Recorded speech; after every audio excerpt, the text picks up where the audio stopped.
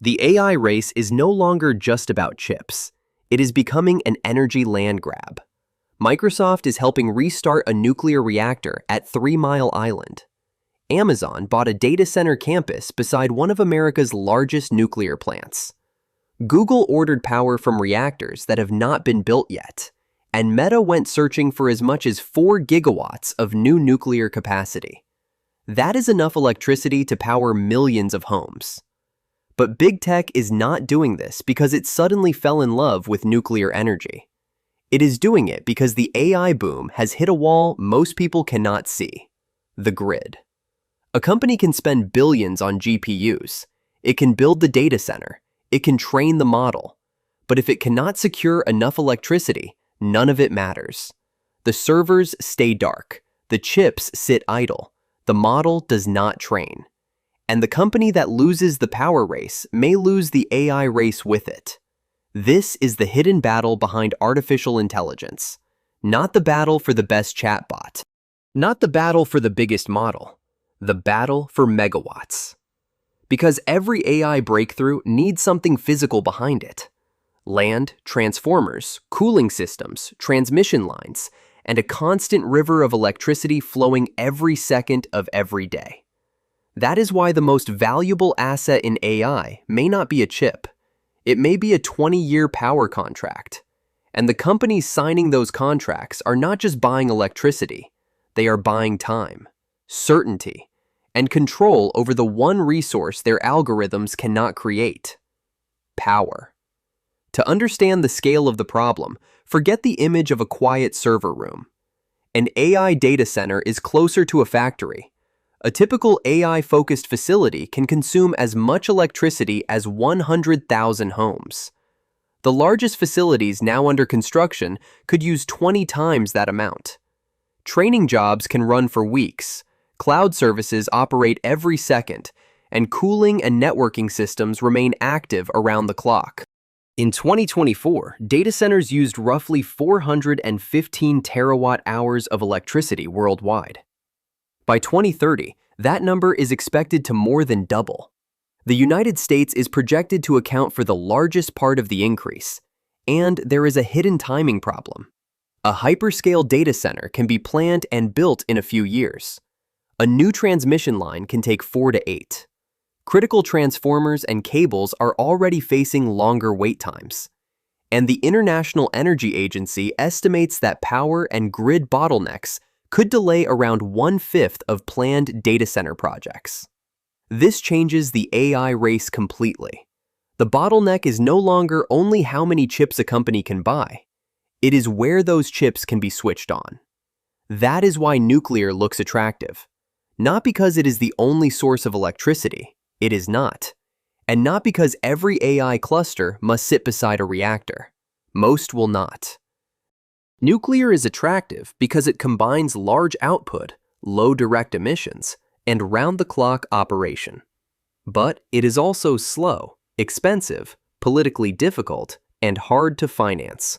Which is exactly why the first major move did not involve building a new reactor. It involved resurrecting an old one. In 2019, 3 Mile Island Unit 1 shut down because cheap natural gas and weak electricity prices made the economics fail. It sat beside Unit 2, the reactor damaged in the famous 1979 accident. But Unit 1 was a separate facility with a separate operating history. Then Microsoft arrived.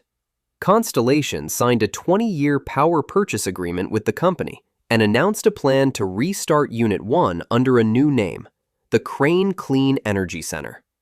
The plant is expected to add roughly 835 megawatts of carbon-free power to the grid, with a target restart in 2028, subject to regulatory approval. This is where the story becomes more interesting. Microsoft is not running a private cable from the reactor directly into one giant computer.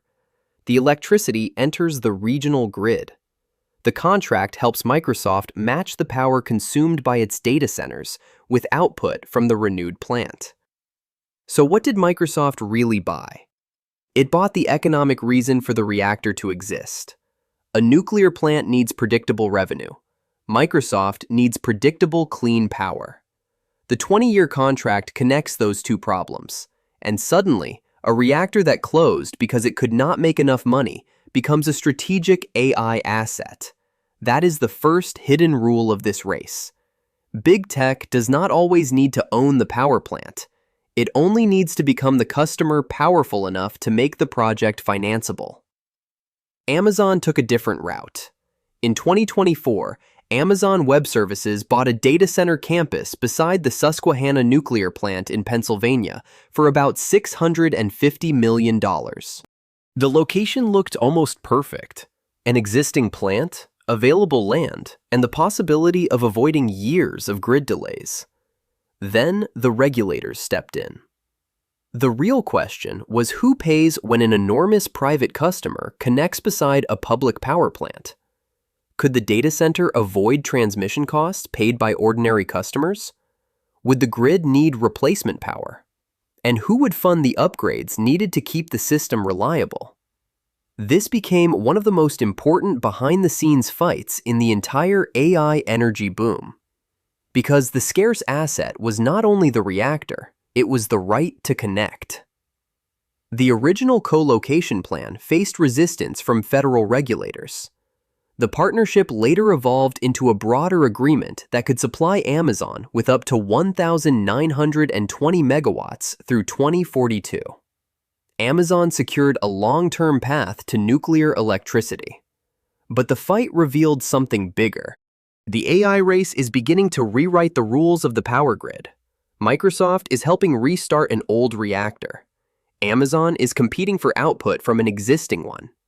Google is betting on reactors that have never operated commercially. In 2024, Google signed an agreement with Kairos Power for up to 500 megawatts from multiple small modular reactors. The first is intended to come online by 2030, with additional deployments through 2035. Google does not have that power today. It has placed a long-term order for a future energy system, giving the developer a credible customer, an order book, and a reason for investors and regulators to believe a market may exist. Amazon is making an even larger industrial bet. Its agreement with Energy Northwest supports 4 advanced small reactors, expected to produce about 320 megawatts in the first phase, with an option to expand to 960. Amazon also invested in X Energy and in manufacturing capacity designed to support more than 5 gigawatts of future projects. Amazon is not only buying future electricity, it is helping fund the factory system that could build the reactors. Meta entered from 2 directions: an open search for 1 to 4 gigawatts of new nuclear capacity in the early 2030s, and a 20-year agreement supporting an existing Illinois reactor. The pattern is becoming clear. Preserve the reactors that already work, restart the reactors that can return, and finance new designs that might arrive later. Behind all these announcements is the real weapon of the nuclear AI race, the long-term power purchase agreement. Nuclear plants require enormous investment before they sell a single unit of electricity. Permitting takes years, construction risk is high, and lenders fear projects that may not produce revenue for a decade or more. But a 20-year contract backed by Microsoft, Google, Amazon, or Meta changes the calculation. The technology company becomes the anchor customer. The reactor developer gains a predictable stream of future revenue. And the power contract starts to function almost like financial infrastructure. Big tech is not just buying energy. It is absorbing part of the risk that once made nuclear projects impossible to finance. There is an irony here. Companies that made the economy lighter and more virtual are now being pulled into concrete, steel, turbines, uranium fuel, regulatory hearings, and projects measured in decades. That creates another hidden bottleneck: fuel. Many advanced reactor designs require specialized nuclear fuel that the United States does not yet produce at commercial scale. The global enrichment market is highly concentrated. The International Energy Agency says more than 99% of enrichment capacity is controlled by 4 suppliers, with Russia accounting for roughly 40%. So even a reactor designed in America can depend on a fuel chain shaped by geopolitics. Then there is the workforce. The United States knows how to operate reactors, but it has built very few new large ones in recent decades. Engineers retire, specialist suppliers disappear, and regulators must review designs that have never operated before. Every delay matters because AI companies are planning data centers now, not 15 years from now. This is why nuclear will not solve the immediate AI power problem by itself. In the near term, much of the new electricity will come from renewables, natural gas, storage, and grid expansion. The first commercial small modular reactors are not expected until around 2030. Some will be late. Some may cost more than promised. Some may never be built. But that does not make the nuclear race irrelevant. It makes the existing reactors more valuable. And it turns every successful restart, license extension, and first-of-a-kind project into something larger than a power plant. A strategic advantage. Because while American technology companies are announcing contracts, China is building reactors at state scale. Around half of the nuclear capacity now under construction worldwide is in China. The International Energy Agency says China is on course to overtake both the United States and the European Union in installed nuclear capacity by 2030. Of the 52 reactors that began construction worldwide between 2017 and 2024, 25 used Chinese designs and 23 used Russian designs. That is the global twist. America has the world's largest nuclear fleet and its most powerful technology companies, but many reactors are old, and the new build supply chain is being reconstructed. China is building stations and domestic reactor designs in series. America's advantage is private capital and software demand. China's is repeated infrastructure delivery. The race is not simply Microsoft against Google or Amazon against Meta. It is a competition between entire systems. One system is trying to use the AI boom to revive a nuclear industry. The other is expanding nuclear capacity as part of a much larger industrial strategy. And both understand the same fact. The future of artificial intelligence will be limited by the physical world. AI does not literally need nuclear power. It needs electricity that is abundant, reliable, affordable, and available before competitors secure it. Nuclear is one of the few technologies that can provide that power continuously with low direct emissions. But it cannot arrive fast enough on its own. The most likely sequence is renewables and natural gas now, existing nuclear plants preserved or restarted next, and advanced reactors later, if the technology, fuel, financing, and regulators arrive on time. That is why the real race is not about who announces the most reactors. It is about who can turn announcements into operating megawatts.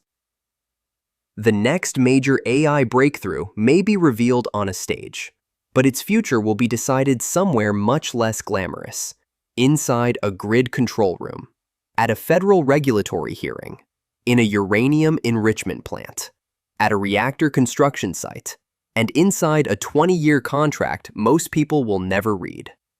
The race nobody is watching is not only the race to build the smartest machine, it is the race to build the energy system that allows the machine to keep thinking.